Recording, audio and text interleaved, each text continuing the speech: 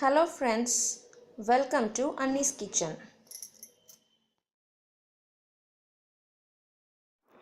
இன்னைக்கு நாம் case கிரில்லில் tandoori chicken எப்படி பண்ணுறதுன்னு பார்க்க போகிறோம். இது எப்படி பண்ணுறதுன்னு பார்க்குறதுக்கு முன்னாடி இதுக்கு தேவையான பொருட்கள் என்னென்னு நம்ம ஃபஸ்ட்டு பார்த்துடலாம். 4 சிக்கன் ட்ரம்ஸ்டிக் பீஸ் எடுத்து வச்சுருக்கேன். 2 டேபிள் ஸ்பூன் தயிர், 2 table spoon Kashmiri chilli powder, உப்பு தேவையான அளவு, அப்புறம் 2 டீஸ்பூன் அளவுக்கு சிக்கன் மசாலா, அப்புறம் fried onions, medium size onions வந்து 2 எடுத்து நான் ஃப்ரை பண்ணி வச்சுருக்கேன். அப்புறம் 2 டேபிள் ஸ்பூன் அளவுக்கு இஞ்சி பூண்டு விழுது, 1 டேபிள் ஸ்பூன் அளவுக்கு பொடியாக சாப் பண்ண கொத்தமல்லி தழை.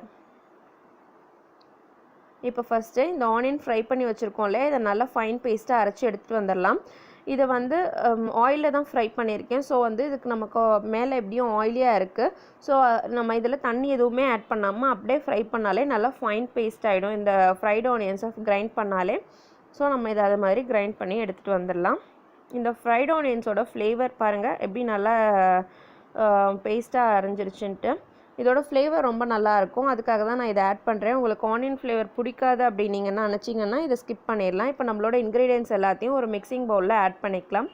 ஃபஸ்ட்டு கர்ட் ஆட் பண்ணிட்டேன். அப்புறம் இந்த ஃப்ரைடு ஆனியன் பேஸ்ட் ஆட் பண்ணிக்கிறேன். அப்புறம் ஜிஞ்சர் கார்லிக் பேஸ்ட்,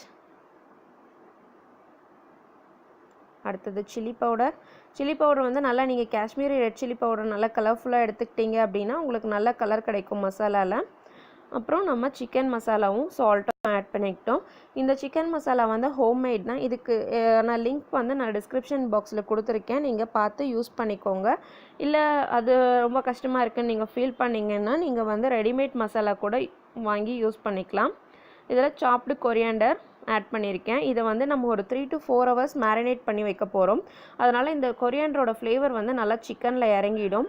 இதில் வந்து சிக்கனில் நல்லா டீப் கட் கொடுத்து உள்ள வரைக்கும் அந்த கட்ஸில் நல்லா மசாலா அப்ளை பண்ணிக்கோங்க. அப்போ வந்து உங்களுக்கு மசாலா நல்லா உள்ள வரைக்கும் இறங்கி நல்லா டேஸ்ட்டு கொடுக்கும். அப்போ தான் ஸோ நல்லா மேரினேட் பண்ணிக்கோங்க. இதில் வந்து நீங்கள் புதினா லீவ்ஸ் கூட ஆட் பண்ணிக்கலாம். ஆனால் புதினா லீவ்ஸ் வந்து கொத்தமல்லி அளவுக்கு நிறைய ஆட் பண்ணக்கூடாது. அதோட ஸ்மெல் வந்து ரொம்ப ரிச் ஸ்மெல்லாக இருக்கும். அதனால் கொஞ்சமாக ஆட் பண்ணிக்கோங்க.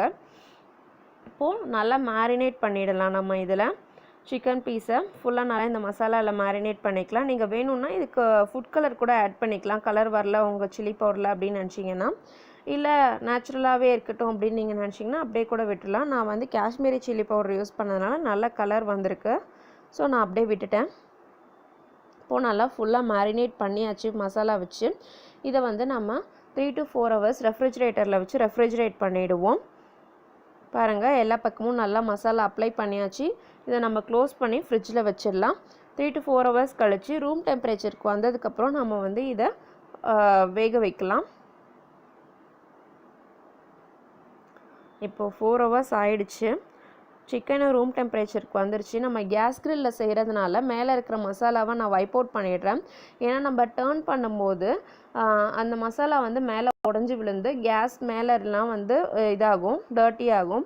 அதனால வந்து நம்ம இந்த மசாலாவை வைப் அவுட் பண்ணிடலாம். ஏன்னா இது ஆல்ரெடி 3 to 4 hours மேரினேட் ஆனதுனால உங்களுக்கு ஃப்ளேவர் ஃபுல்லாக உள்ளே இறங்கியிருக்கும். ஸோ இந்த மசாலாவை வைப் அவுட் பண்ணுறதுனால ஒரு பிரச்சனையும் இல்லை, நமக்கு கேஸும் நீட்டாக இருக்கும். அதுக்காக தான் வந்து நம்ம இந்த மசாலாவை வைப் அவுட் பண்ணி எடுத்துடுறோம். இந்த மாதிரி எல்லா பீஸ்லேயுமே வைப் அவுட் பண்ணி எடுத்து வச்சுட்டு நம்ம இந்த கேஸ் கிரில்லில் நம்ம இப்போ குக் பண்ண ஸ்டார்ட் பண்ணிடலாம். இது வந்து நம்ம புல்கா தவான்னு சொல்லுவாங்க, இல்லைனா கேஸ் கிரில்னு சொல்லுவாங்க.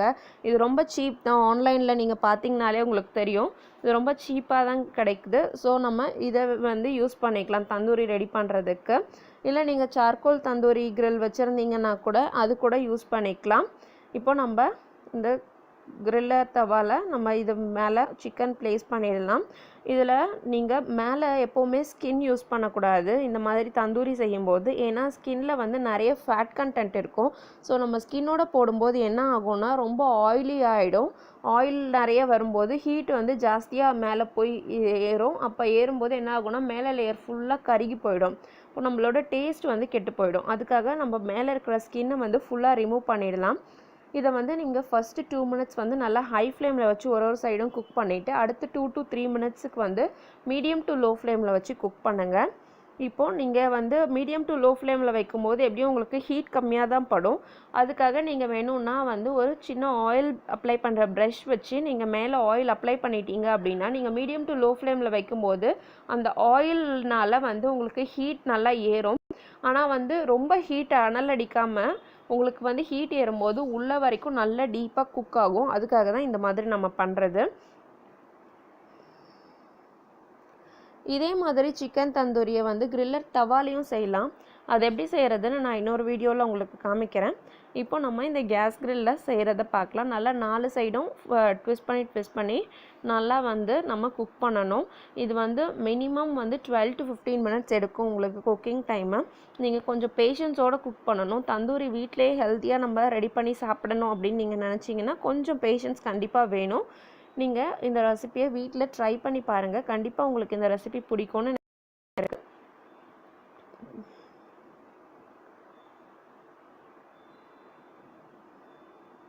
இது வந்து மேலே வந்து லைட்டாக கருகுனதெல்லாம் அந்த ஆவி வருது இல்லையா, அப்போ உங்களுக்கு அந்த ஸ்டீமோட ஸ்மெல் வந்து நல்லா இருக்கும். அது வந்து சார்கோல் ஸ்டீமாக தான் இருக்கணும்னு அவசியம் இல்லை. இப்போ எல்லா சைடும் நல்லா குக் ஆகிடுச்சு, உள்ளே டீப் வரைக்கும் குக் ஆகிடுச்சு. ஸோ நம்ம சர்வ் பண்ணிடலாம். நம்மளோட சிக்கன் தந்தூரி ரெடி ஆகிடுச்சு. இந்த ரெசிபியை நீங்களும் உங்கள் வீட்டில் ட்ரை பண்ணி பாருங்கள். ட்ரை பண்ணிவிட்டு உங்களோட கமெண்ட்ஸை எங்களுக்கு சொல்லுங்கள். இந்த ரெசிபி உங்களுக்கு பிடிச்சிருந்துச்சுன்னா எங்களோட வீடியோவை லைக் பண்ணுங்கள், எங்கள் சேனலை சப்ஸ்கிரைப் பண்ணுங்கள், அண்ட் உங்கள் ஃப்ரெண்ட்ஸ்க்கும் இந்த வீடியோவை ஷேர் பண்ணுங்கள்.